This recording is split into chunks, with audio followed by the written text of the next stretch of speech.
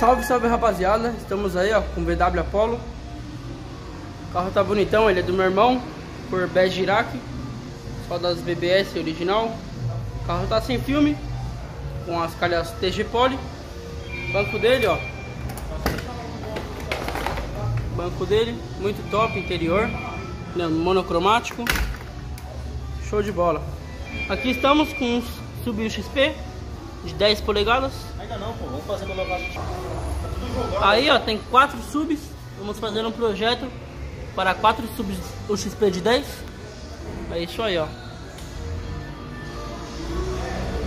Bateria auxiliar. Tamanho do porta-mala aí ó. Show de bola. Módulo Sal Digital.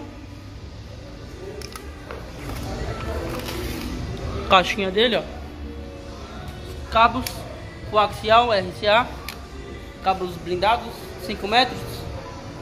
Aqui ó, fio 21 já na bateria, bateria Moura.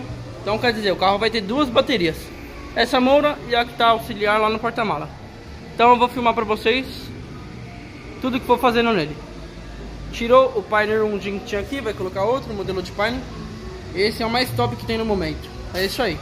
Então siga os próximos vídeos.